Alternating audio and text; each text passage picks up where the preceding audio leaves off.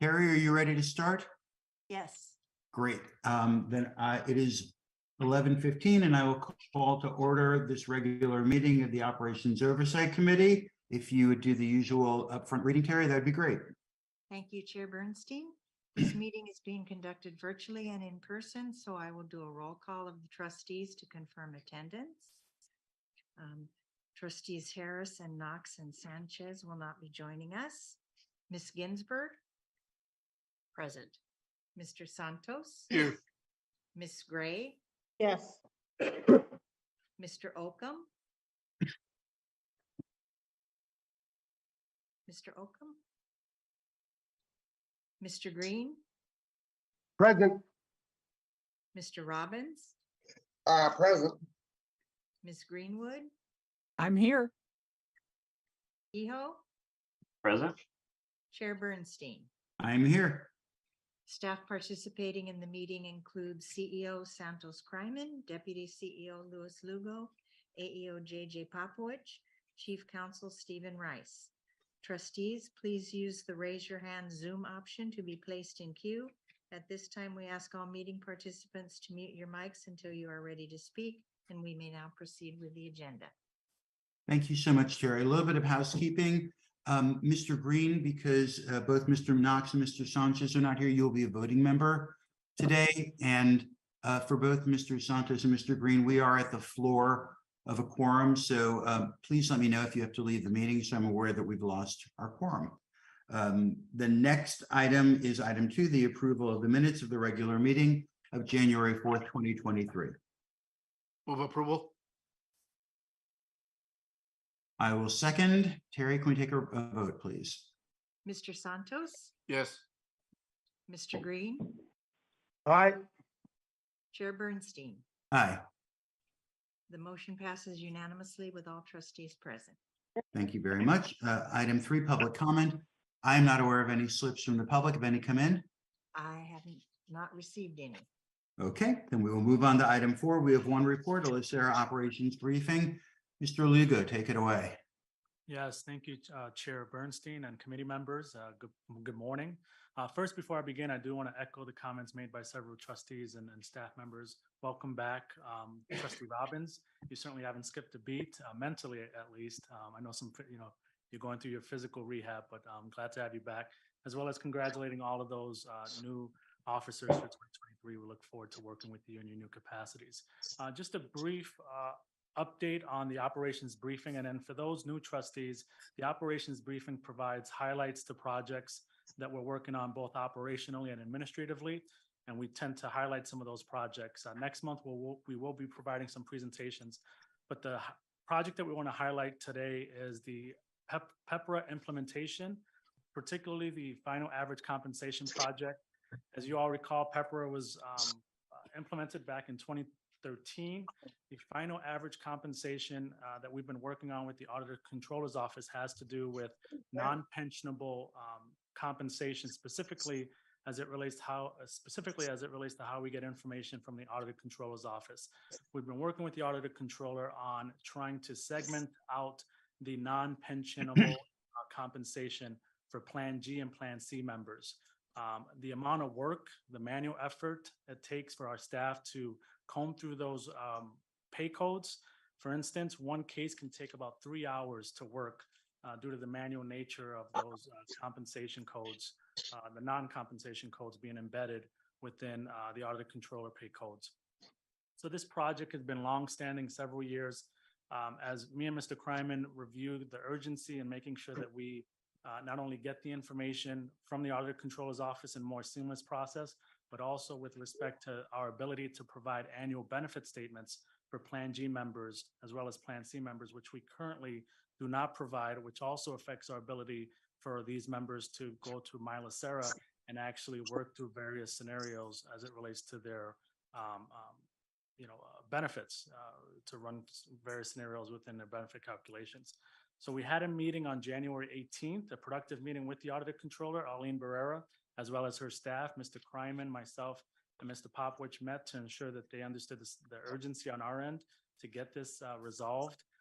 Thankfully, there was a lot of momentum in terms of that meeting to make sure that we had a good project plan in place over the next 5 months to try to get this final average compensation issue resolved, specifically the 099 pay code related to the information that we get from the Auditor Controller's Office. So we now have a standing meeting with the Auditor Controller's team as well as the internal LACERA team, which includes systems, to work through and get that resolved, which in turn will again allow us to provide these annual benefit statements, allow us to revise the annual benefit statements, and also get these PEPR members the ability to access their benefits information via MyLACERA.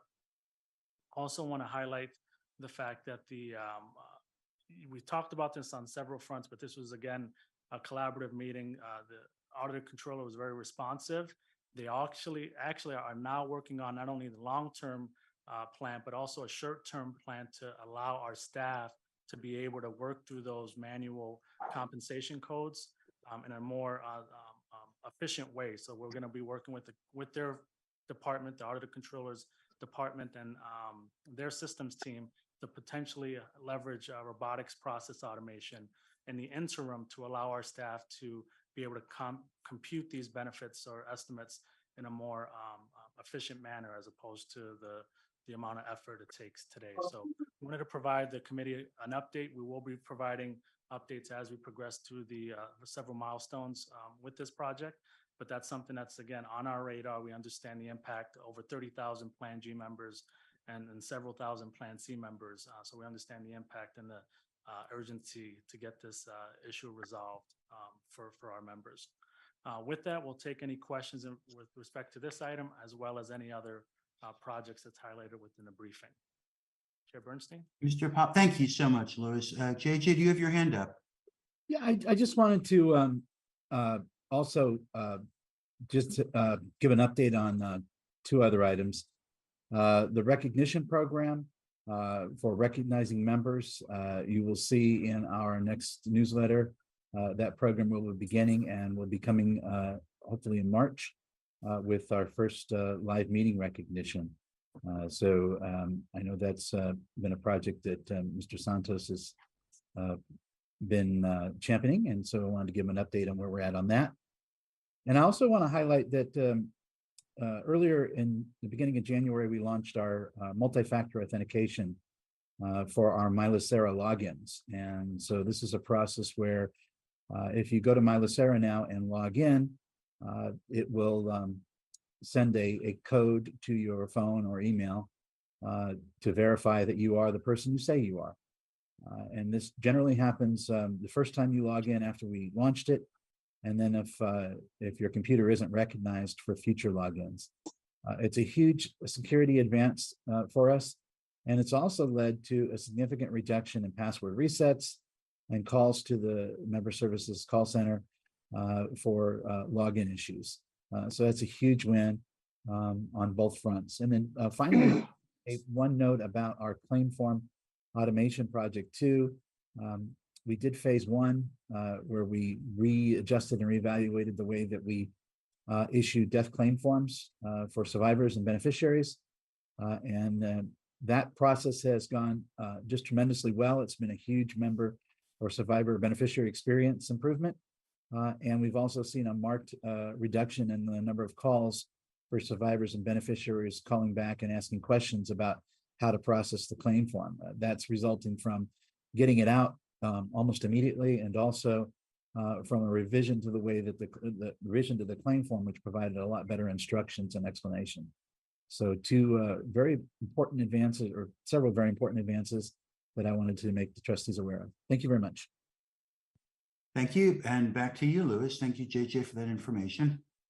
Thank you, Chair Bernstein. One item to communicate to the committee, understanding that there's new committee members, but the relation as it relates to the Plan G and C members, and why that's a difference between our Plan D and Plan A and B members for safety. So as you know, with PEPRA, most Plan D members, I should say, and Plan A and B safety members aren't subject to the non-pensionable income compensation, I should say. Whereas as a result of PEPRA, we have Plan G members as well as Plan C safety members that are subject to non-pensionable compensation that we have to factor in. So the reason that these Plan G and Plan C members have not been able to get those annual benefit statements is again due to the work effort around the manual nature and getting those embedded pay codes for non-pensionable items. So I just wanted to make sure I articulated the difference between why the Plan D members currently get the annual benefit statements and why we haven't been able to issue those same annual benefit statements to our Plan G as well as Plan C members. Thank you very much. Ms. Gray. Thank you.